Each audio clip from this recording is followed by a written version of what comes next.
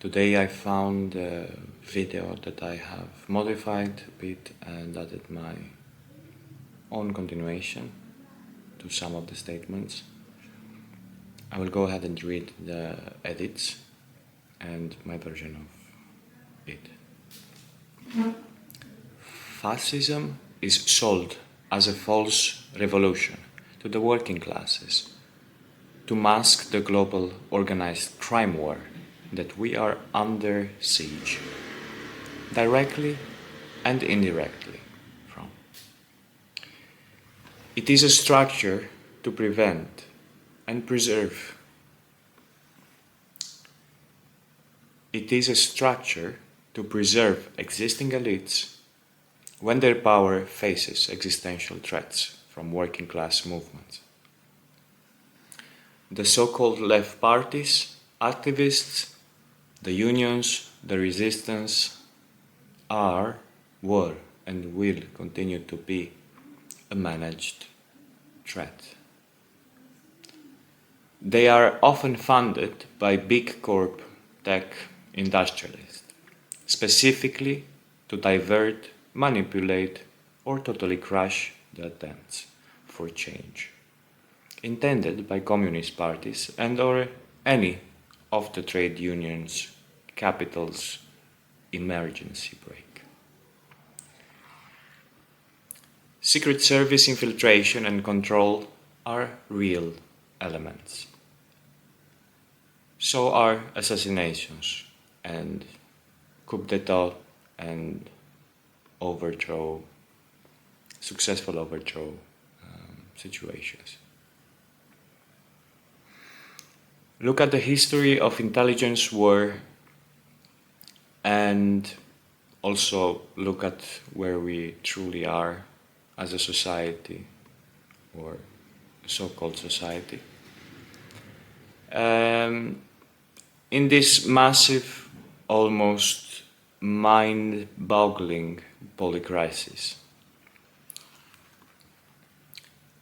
Parenti insisted that genuine socialism requires an absolute break from imperialism, not legitimizing the very military alliance that destroyed socialism.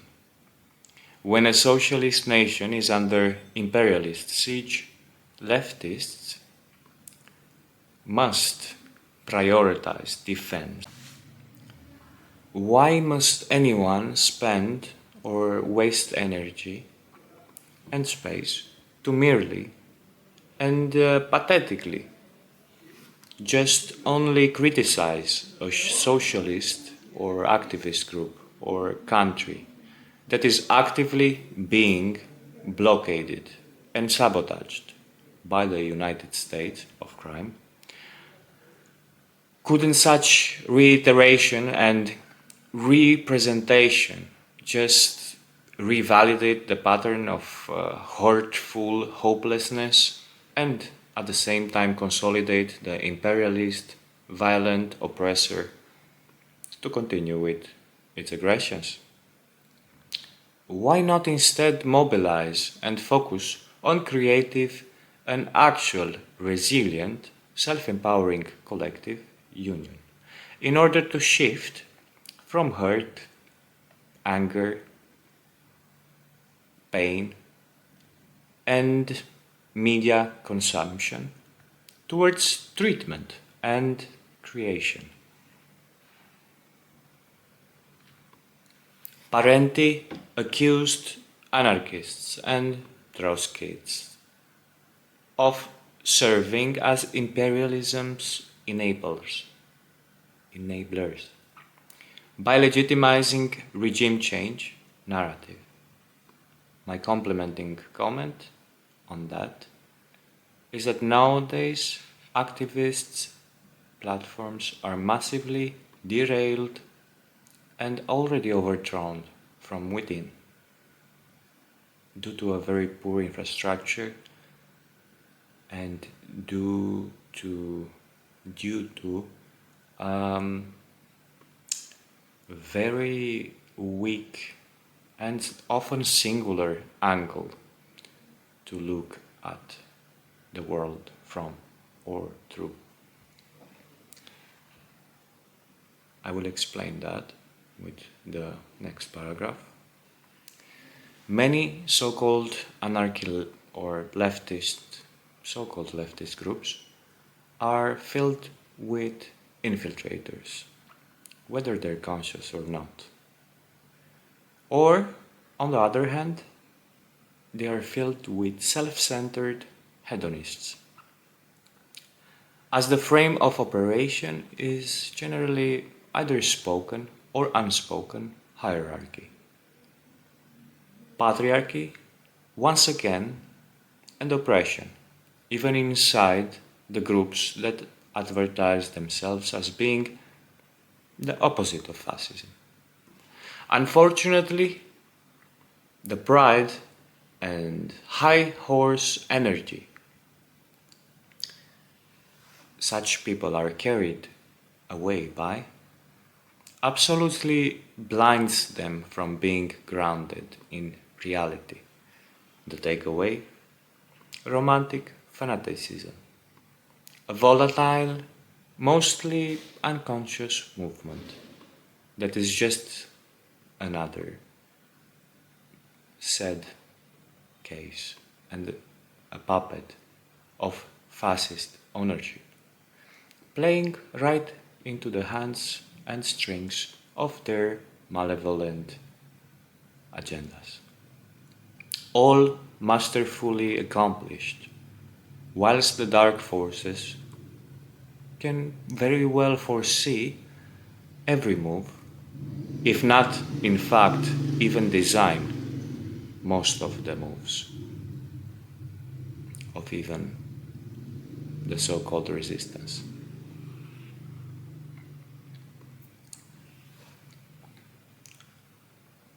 It's also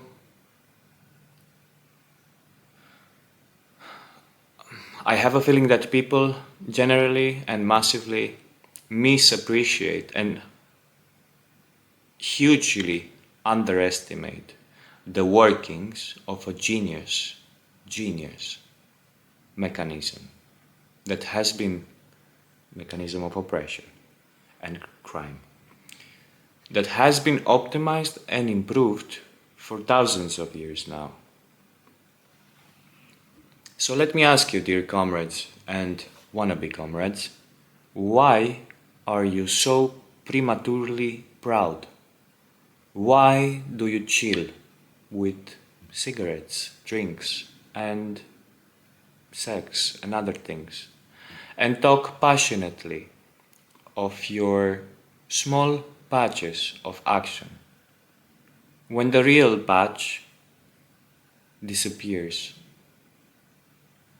right from underneath our feet? Where is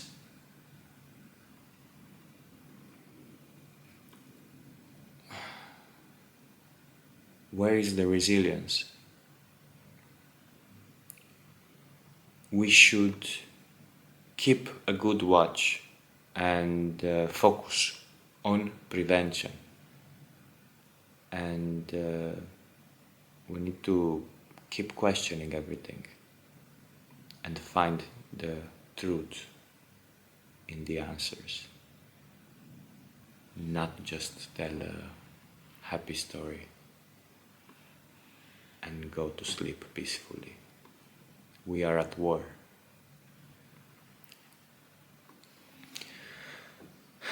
Nowadays, anarchists are associated with terrorists. Resistance is as well branded as terrorism. Even peaceful protest or solidarity with human rights is under siege of becoming a terror act. This is what happens when the crowd is numb and there are no guardians left, nor frameworks of proper, real, honest, transparent, non-violent, creative beacons of resilient co-creation, of sustainability, support, and coexistence seeking methods. And that is what the Embassy of Connection strives for and invites all of you aboard. All of you who can pledge to such incorruptible, fulfilling, and abundant a process. Imagine co-creating so much abundance that we can offer great salaries or even bribe even the mercenaries that might be hired to kill us or stop us through violence, because that is the order from the oppressive forces that want to arrest evolution and solidarity and cooperation and well-being and human rights and all these things that are attempted to be hijacked away for the sake of capitalism, self-centrism, rape and crime, for the sake of power.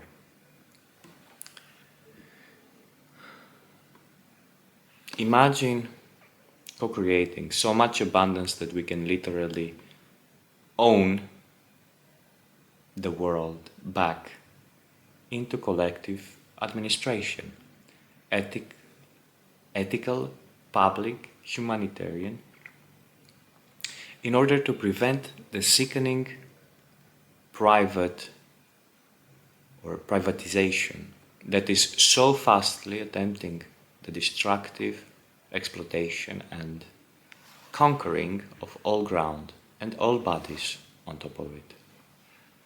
The so-called democracy is a facade. Both major parties serve the same corporate class.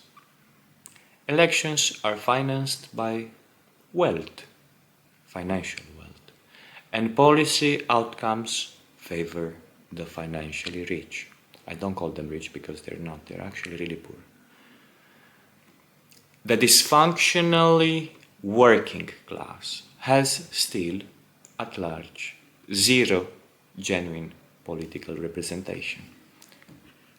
Instead, a false, fabricated choice between two management teams that both work for the same incorporated capital.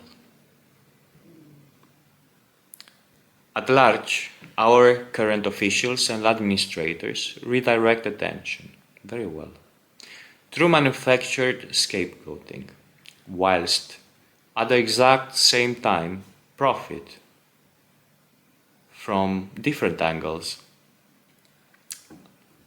let's say even on the Wall Street. And that is how atrocities become not only subsidized but mutate into costly, deceptive monsters. Let us remember that all vulnerabilities will be abused, and they are abused, as well as manufactured. They are abused into or through profitable extraction tools.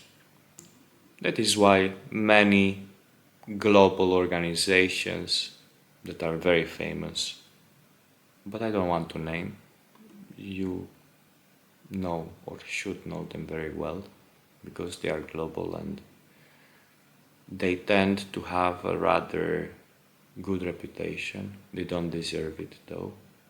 Anyway, they are just wash machines that maintain the status as is, whilst they make the rich safer and richer and provide the poor donators and contributors with some peace of mind,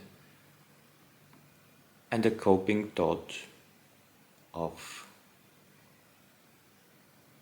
fulfillment.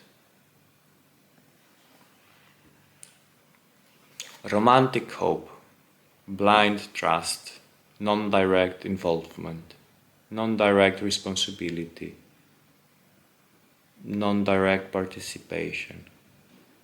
These elements have not only created this great monster that is literally devouring all of us,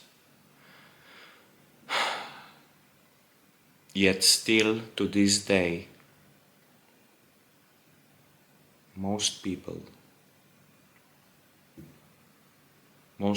still go and continue to feed and give away any element of self-determination.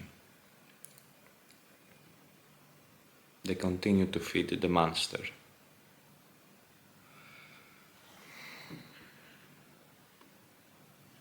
That is why we need to specialize in prevention, community, truth, awareness, critical thinking, non-violence, communication, self-defense, collective defense, the art of war, ethics, democracy, connection, collaboration, design, well-being, support, human rights, etc. Medicine.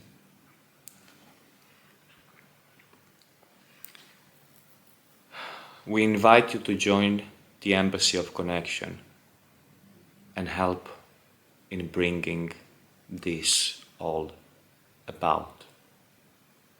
We need to document, shape, and co-create something worthy of going way beyond us, so that the generations to come will have plenty of what we can already bring about during our lifetime.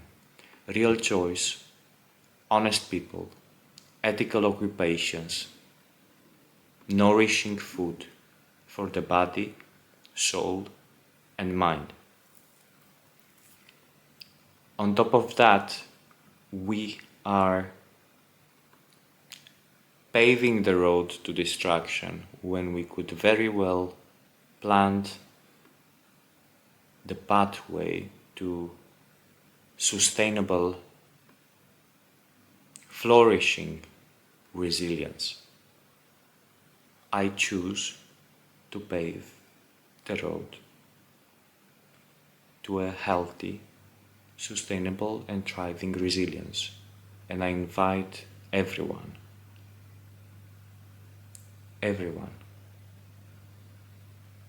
to plant on that pathway so that we can harvest the very fruits of our labor, literally. We are all starving, and it is time we did something real about that.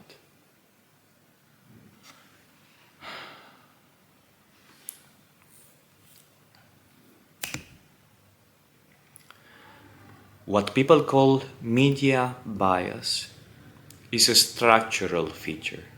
News outlets are multi-channel weapons designed to completely hijack whatever is left of our attention and energy by the time we are back home, to our rented home in most cases, if we have a home. Anyway. Home from wrecking jobs.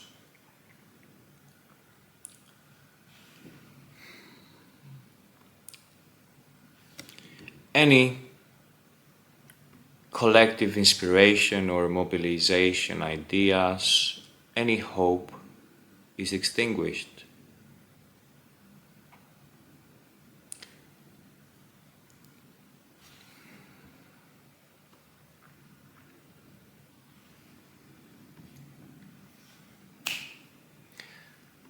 What people call media bias is a structural feature.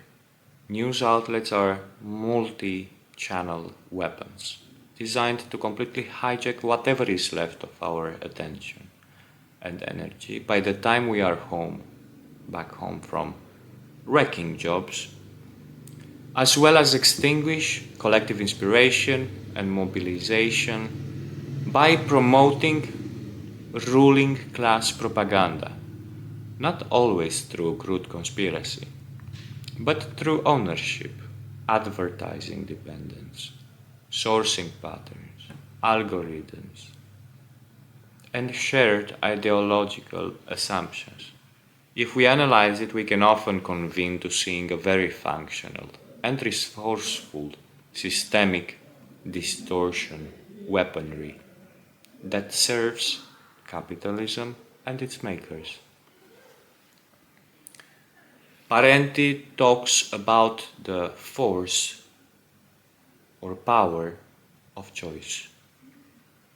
He rejected the liberals' left's comfort zone of nuanced anti-communism and insisted that solidarity with actually existing socialist quests is the only consistent anti-imperialist position. And if they are non-existing, the socialist quests, we shall bring them into existing, which is the exact main point of the Embassy of Connection. Every day, Parenti is continuously validated as third way so-called social democracies and so-called resistance movements prove themselves to actually be completely ineffective at preventing fascism and arrested in the swamp of a fascinating dystopia. We must steer into utopia, whilst not all has gone extinct. The only time left is now.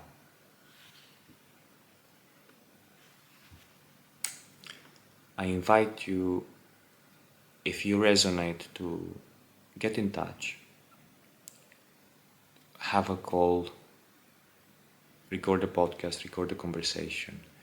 It's rather difficult for me to record these videos because I don't have much experience, I don't feel comfortable. It's hard to keep it structured in a way. It just feels very artificial. So I would really appreciate if we get on a call and we talk about this.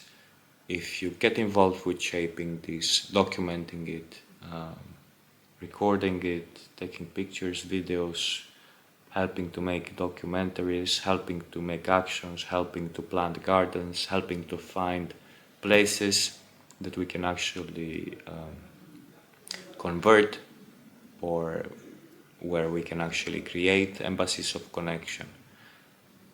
What embassies of connection are would be hubs of connection where we can meet each other, where we can live together, where we can generate income through alternative ways, where we can generate our food, where we can generate our education, our collective experiences, access to knowledge, skills, support, healing practices, art practices, and hopefully master many areas of life, because life is art, and through art we must take back life. In the end, there are only two choices: the culture of life and the culture of debt. For thousands of years now, the creative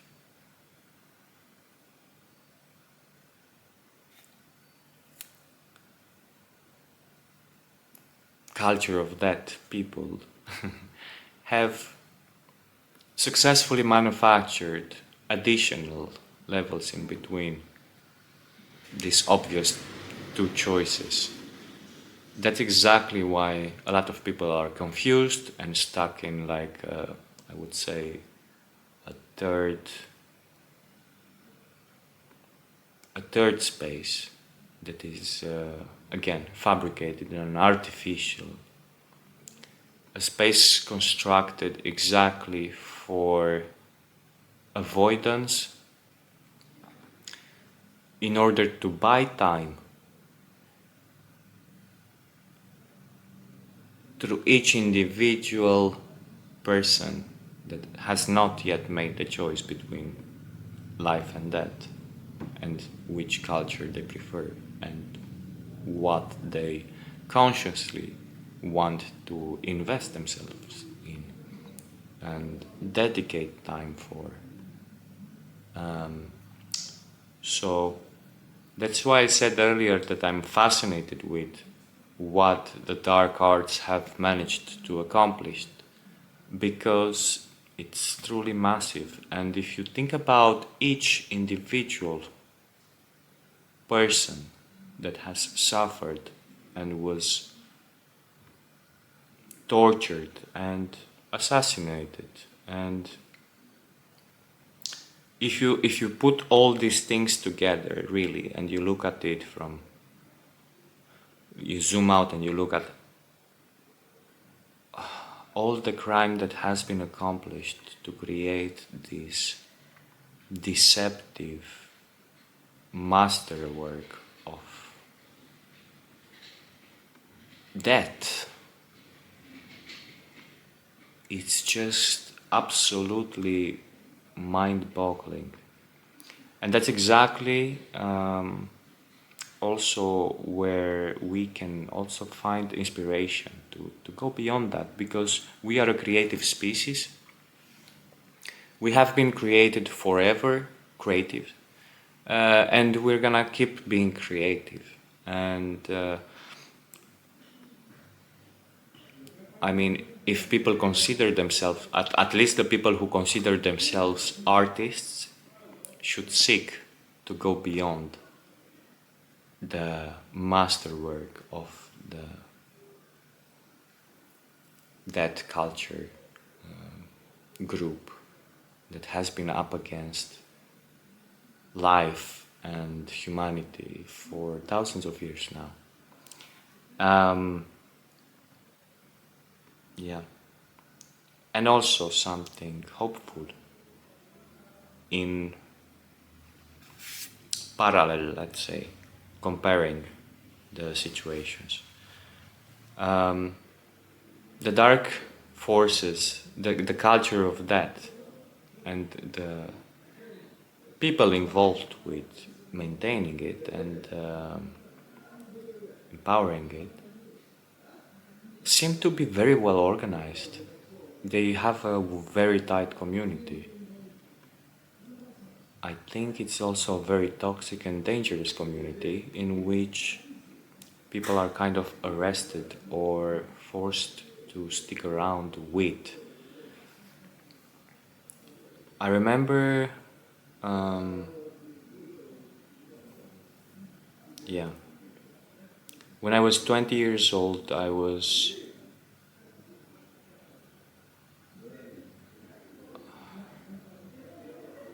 almost lost my life as collateral damage in a human trafficking situation in which I was not the target. There were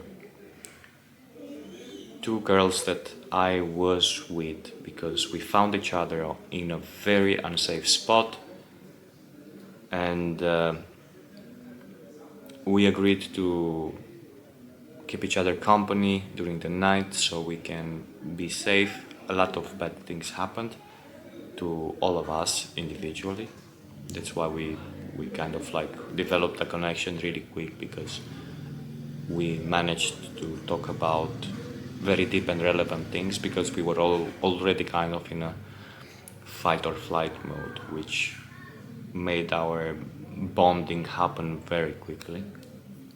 And we recognized the safe company with each other. Anyway, I had to negotiate for my life and for their life as well. Because many things happened, they went to sleep, I decided to stay awake through the night. Because I was too restless, I couldn't just sleep after all that had happened already. But it was about to get even worse, and it did. Well, hopefully or luckily it didn't get much worse, literally at a physical level. I don't even know how to put it. The attempt was there, but the preventive work to go through the whole scenario with these people that came to try and first give me hedonism, escapades, to get rid of me, to not be there. And then as I kept my ground, things started to get nastier until I realized what's actually happening, because of course they shared at some point. But what I wanted to say, and the point is that these people, no people are born criminals. They just become criminals because capitalism is a criminal fabrication. And the owners of capitalism knew that from the beginning. They knew they can corrupt us, they knew they can get us to comply by associating money with God. And that's how paper became God, and we killed real, well, not we, that's how real people were killed for coins, which is absolutely pathetic, absolutely silly, absolutely ridiculous, and disgusting.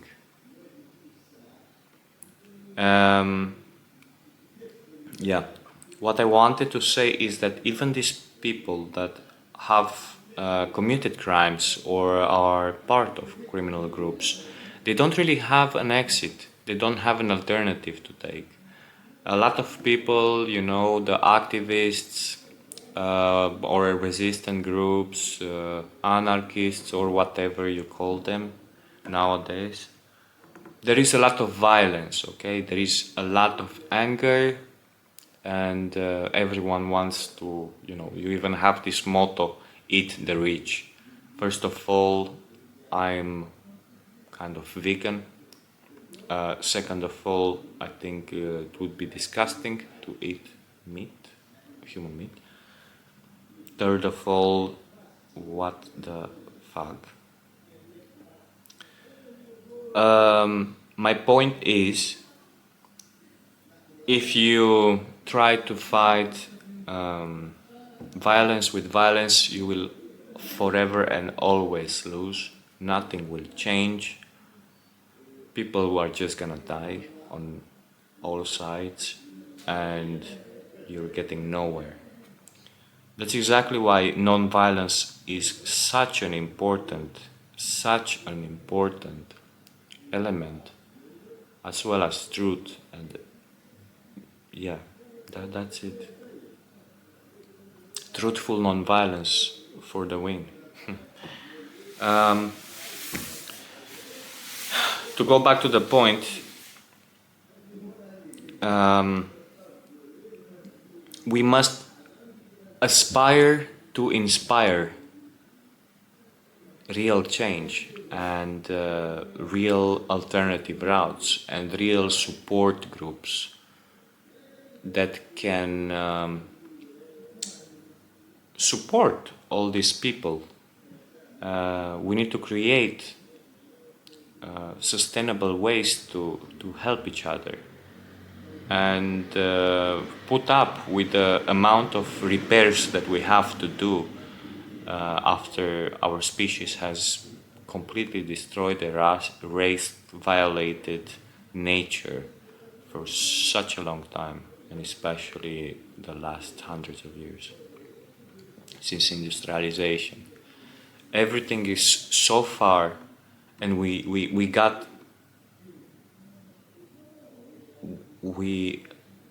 wounded so deeply in such a short time our planet and each other and our species and other species we have driven extinct so fast. That's why the polycrisis we are so deeply sinking in is just so difficult in many ways to grasp mentally, because a lot of people would just, maybe collapse to the desperation, the mere desperation of just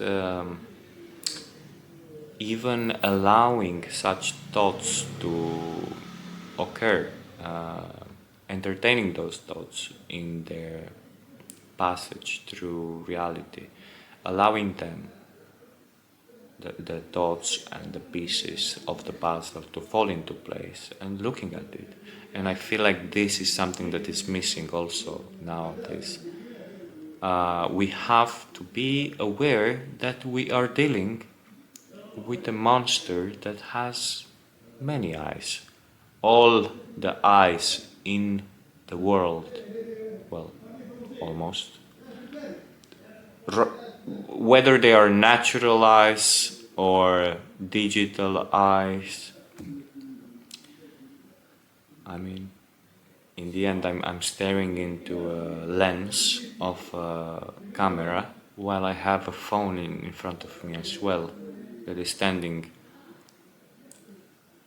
laying on the camera, because I was reading the text from earlier from the phone of the screen, because I've been writing and editing this text before I read it, because as I said, I'm struggling to speak to the camera.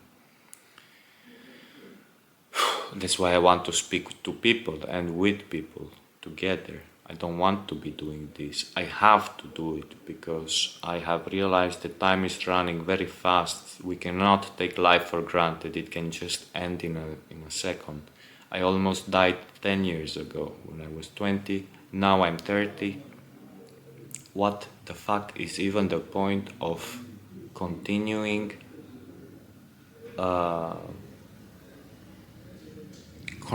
life without doing anything about prevention and anything about the destruction that is being implied upon the environment, both near me and far away from me? I really cannot understand how people can go to holidays and can go about their business as usual. That's exactly why I have kind of freed myself from financial obligations and responsibilities and relationships and compromises in general, choosing a life of minimalism in a way, and sense of like not having to deal with rent, saving up enough money just to pay and cover for my food. I sleep in a tent, I sleep outside, I find hosts sometimes to host me. And I'm speaking about what I'm trying to do. I'm trying to live it full time. It's been soon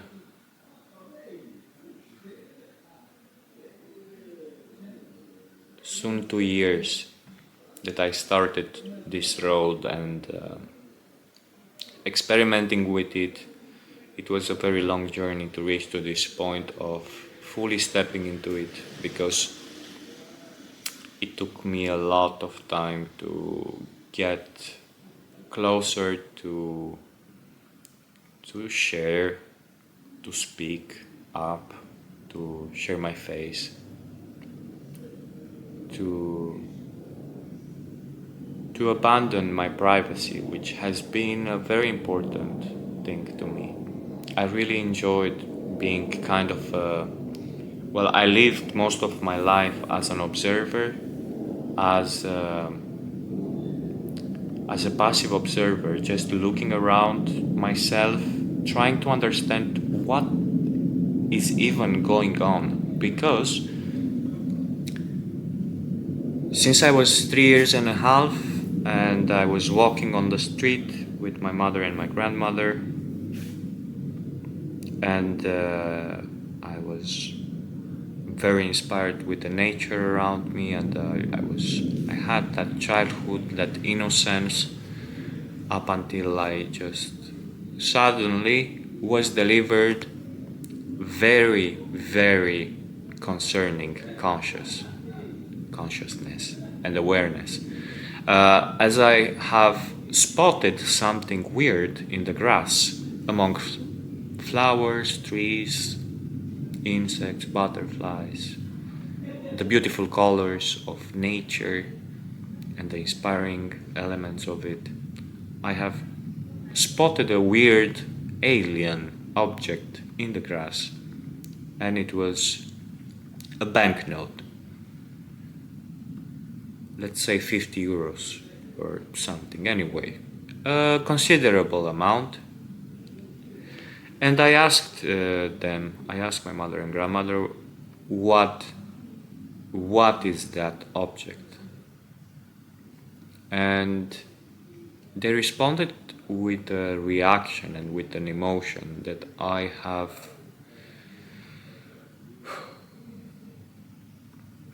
it was like a wow moment for them. For me, it was wow. Wow. For me, it was a what a wow moment. For them, it was a wow moment.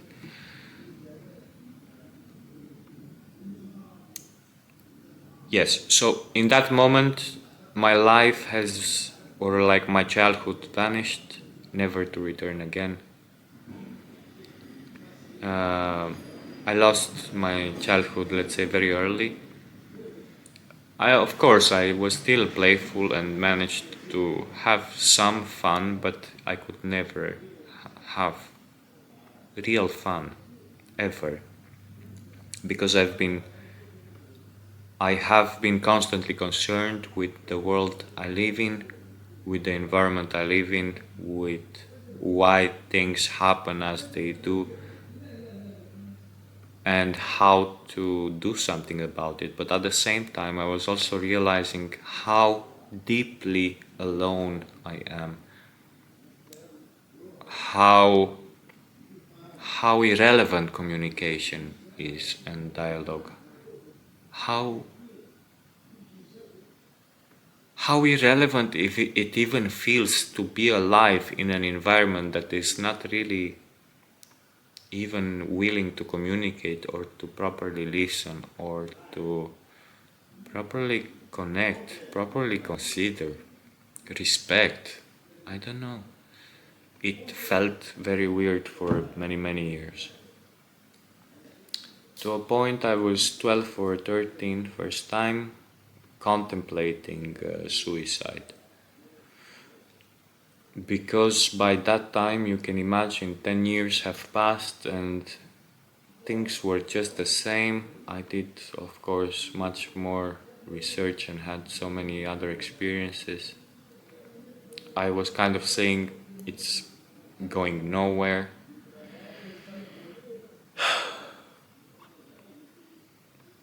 But I continued, hoping that one day maybe I will discover a community or a network of people that do amazing things or get involved with doing things. that are actually relevant and meaningful and necessary. I have been disappointed many times, therefore. It was a long journey to realize that sometimes we must make and take initiative ourselves. We must become creators, all of us, because otherwise other people will be creators on behalf of our own energy and liberty to do so.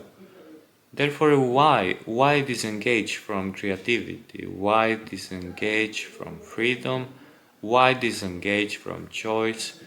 Why let all of this go to hell when we could have paradise? Why be lost? Why be confused? Why be abused? Why not tap into our human potential? Life is magical, it's beautiful. In moments of meditation or art or any of my many passions, I managed to connect with that energy for a second or a minute or an hour, but I keep coming back to a very low quality, well, it's not even quality, it's just horrific, this dystopia we live in. And that's why I mentioned earlier about utopia. We were never so close to accomplishing a utopic project. And that's kind of like, I know the Embassy of Connection, it's a crazy concept, it's something that many people judge me for many reasons. They get triggered even for the word embassy and reminding of this institution. Or I don't know, there are so many layers to our suffering that keep us arrested in inaction and in involution. Therefore, yes, that's exactly why I think, well,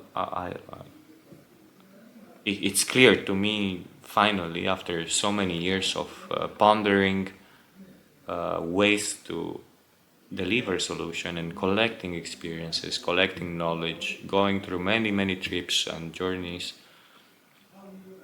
I finally conclude that we have to take initiative ourselves. And I don't know why it took me so long to speak up and so long to exist beyond my inner self, because I've been so self-absorbed and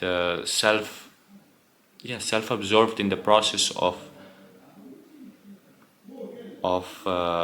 observation and learning about the issues, and I, of course, also dealing with my own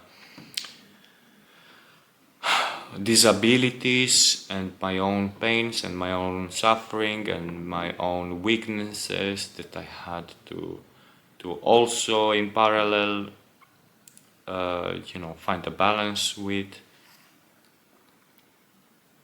That's why I'm trying to at the same time open up, be an open book, fully vulnerable, well, not fully vulnerable, let's just say fully exposed, um, in honesty, in transparency, in willingness, in non-violence. Of course, I am sometimes too emotional, but I'm very quick to adjust, just a few seconds, or a compassionate partner in conversation to tell me like, hey, you messed up there, what about that, and that's why I say, like, life is so beautiful if we just had a bit more compassion and about a bit more communication skills, like active listening. And again, non-violence is amazing, and so is truth. Like, we don't even need many things, we already have everything we need. we already create a fortune for the owners of capitalism. We are making them so empowered just by tagging along in this mess in an improper way. With Embassy of Connection, the way and the plan is to shift from that direction a little bit, with minimal effort. As I said before, if even half of the population of the globe was to give €5 once, we would have a massive amount of money. Let's say, I don't know what the real population of the globe is because I have major trust issues, but let's say if half the population of the globe is 4 billion people and they all give €5, that's 20 billion euros. It's kind of,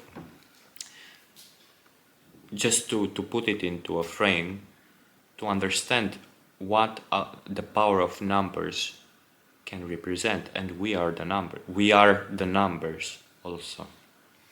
And a lot of us have much more than €5 to give. Just a thought. So yes, let's go fund ourselves. Let us build our treatment centers. Let us properly invest our money and time and energy. If we invest it, let us develop our retirement plans. Let us plant our gardens. Let us harvest our food. Let us invest in those directions so we can take the capital and do something good with it and use it as a tool for transformation and for opportunity. And little by little we will have more and more gardens, more and more houses, more and more support tools, more and more knowledge, more and more power. It just takes so little, truly. In the end, if I had to make this long story short, I would just say, like, the major problem of today is that, well, it's not that. The major problem of today is poor management. Just poor management. We just don't manage it properly. There is no vision connected with resilience beyond a self-centered individual in most cases, because most people gave up or adopted capitalism as being their god, and then they are part of the race, a race they can never win because it was designed by very masterful designers. Of course, in arrogance, some will still continue to imagine they can reach somewhere in that race and somehow. But that's why I said earlier, it's about inspiring each other and creating sustainable ways to go forward. And we have all the tools, we have all the truths, and we just need to start applying them and mobilize for resilience. And what has happened in recent years with all the wars, with coronavirus, with fascism outbreak, with human rights falling apart and being assassinated themselves, with the wars, with the genocides, we are all it's actually a global genocide happening, because even the food on the shelves is poison. The medicine then to treat whatever is happening as a byproduct of very bad food and very bad environment is also very bad medicine. As I said, the system abuses every single vulnerability, as well as creating every single vulnerability just in order to take advantage of it and create more capital out of it.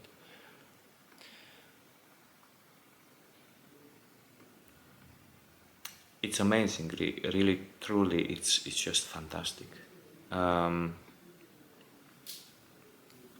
But we must invest properly. We have the energy, we have the money, we have the houses, we have the lands, we have each other, and we are still alive.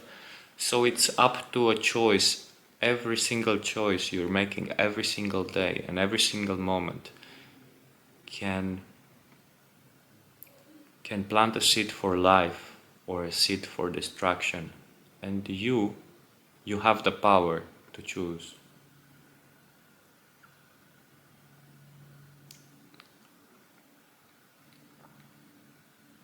You too can become an ambassador or ambassadress of connection and help to spread this message, help to design this project, and help to plant and harvest our work. And I need you. And I think we really need this as a humanity, as a species, as a living organisms, both individually and collectively. We need each other. So let's remember what human kindness is, and what cooperation is, and let's tap into our unknown potentials to do good, because we have tapped enough in our potential to do not good. Thank you for watching, and I hope to hear from you soon, and I hope to see a lot of good willing initiatives that are collective and go beyond the selfishness of the ego and the I. Let's think in terms of we. Shall we? Thank you.